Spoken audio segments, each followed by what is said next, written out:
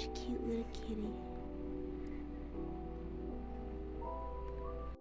Still dark out this morning. The sun is coming up. Got all my little friends at the window here.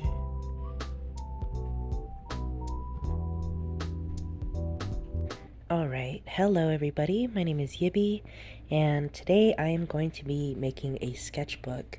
Well, not making a sketchbook, but I'm going to be starting a sketchbook, and I want to bring you along on the journey with me. But my goal for this sketchbook is to use cheap supplies because I have been drawing for over 20 years and I know lots of tips and tricks when it comes to drawing.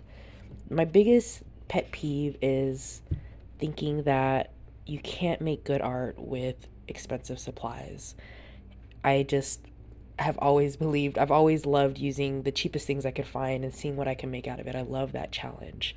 And it's not as hard as people think it is. You can get a lot of great designs and art and illustrations with just simple supplies that I feel like anybody can buy for really cheap or really easy, or maybe you even have some stuff around the house. So this is stuff that I had around my house. This is actually a sketchbook, or more like a journal with blank pages, I would say. This was my husband's.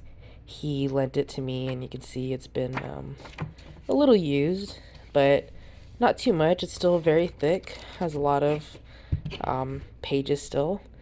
And for supplies, I am using some if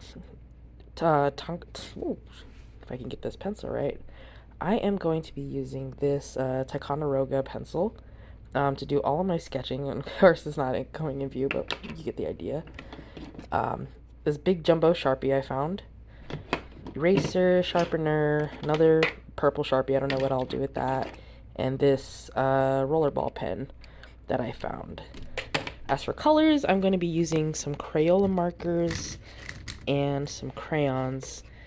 And this is, again, I just have this bucket here with all kinds of crayons, and they're not organized or anything like that. So when I draw, I'll probably just be picking them out randomly. But yeah, so that's going to be the supplies I'll be using for the most part. And I'm excited to share this process. I love sketchbooking. I used to have a sketchbook with me for pretty much most of my life. I would take them everywhere with me, and I would draw everywhere I go, and people draw, sketch, animals, anything I felt like. And I want to share that experience and share it with somebody who may be on the fence about starting a sketchbook for the first time. Maybe you feel like you don't have enough supplies, when really all you need is just a sketchbook. It could be any type. It doesn't have to be like this fancy or anything like that. I might even decorate the cover. It can be cheap. You can come get it from Walmart, dollar store, wherever. But I'm going to show you how you can make great art with a sketchbook and how to start one. All right, so time to take you along on my little journey. So the first thing I want to do is get the first page out of the way. And I always do this by a little trick I've taught myself over the years of starting sketchbooks, and that is to come up with a theme that you carry through every single sketchbook that you start. For me, I always say on my sketchbook, "This is my sketchbook," and then I usually do a drawing of myself or something that represents myself, like a character or something cute.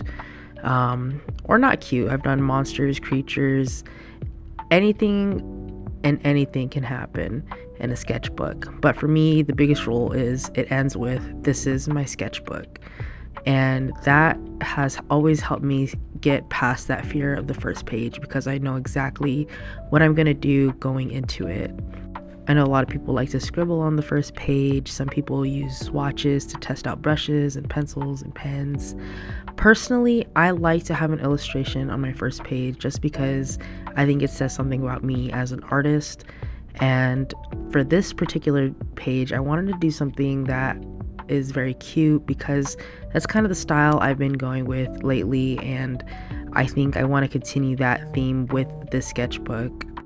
So I just started off with, of course, my pencil and did a simple sketch of this little, I am calling them villagers. It's a little series I'm making with these little kind of cute gnome-like characters. And so I thought, well, since that's what I've been drawing a lot, I think that'll be the first little thing on my page. Right now, I'm going over it with Sharpie, and I always start with pencil, then I ink it, then I'll use the markers, and finally the Crayolas to add texture and detail. And then maybe I'll go back over with some of the other supplies, as you'll see in the video. But I like to keep things very loose. I try not to overthink what I'm drawing. Even if I make mistakes, they're just mistakes and they're not going to hurt me. So I just let them happen. And oftentimes I find these mistakes or these, probably like in this, for instance, I am kind of coloring a little sporadically here. I'm not really paying attention to how much white space I'm taking up. There's still little spots here and there. But for me, I like to think, well, this is going to add texture later on to her little dress and outfit. And as for the skin tone, it was a little darker, not so much darker. I wanted a more, I wanted a darker skin tone, but it was a little bit too orange for my liking. But I kind of went along with it. After a while, I thought it was really cute. This is a little magical creature after all, so I thought, well, what if her skin is a little bit more orange? That's okay, and I can work with that. And that's what I did. And I think sketchbooking is really a process of, does this work? No, that doesn't work. Oh, I messed up. Oh, well, that's okay. And that's what I love about it. You have this ability to be free and make whatever you want, and you can just get these ideas out of your head, whether they're simple or complex. And perhaps in the future I will draw some more complex things. I actually used to be a horror artist. I used to make very scary comics, and they were very different from what I draw on this channel, and I would love to kind of maybe share some of those tips I have where I go a little bit more into a complex drawing and how you can overcome the challenges that might come when drawing in your sketchbook, because I find that when you're doing something in your sketchbook, it is very different from making an illustration on a canvas or paper or digitally. There is something so much more freeing in the sketchbook, and you don't feel so constrained when you make mistakes. And overall, it's just a lot of fun.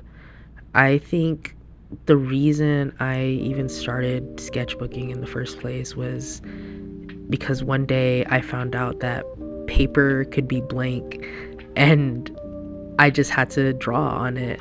And the first time I found a sketchbook that had, or I like to say, the first time I found a notebook that had no lines in it, my mind was blown. And I thought, man, there's so many possibilities you can do with this. And so that's kind of how my journey began. And ever since I've picked up my first sketchbook, I've always had one with me.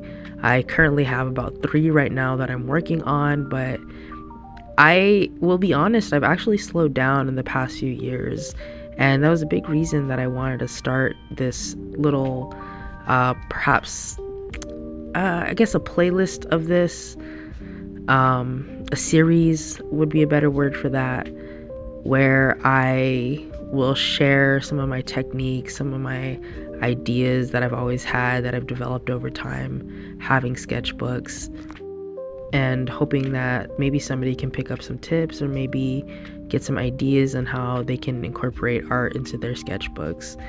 But so far, I love the way this drawing came out. I really just using the crayons to add a little bit of background texture. I wasn't really crazy about the background so much. Well, I wasn't really crazy about drawing the background. I was kind of on the fence about it, but I wanted something to make her pop. So I thought maybe a little bit of yellow and orange with some little leaves coming out of the side. And I don't know, I think it looks pretty cute. Overall, I'm pretty happy with this first page. I have done much more detailed drawings in the past, but I go with where my energy is at. If I'm drawing too much, then, maybe I need to take a break and just do something small. But other than that, that's pretty much it for this drawing. I hope you were able to pick up some tips from this, and I hope you enjoyed the video, and I hope you have a wonderful day. Stay safe, take it easy, and enjoy drawing.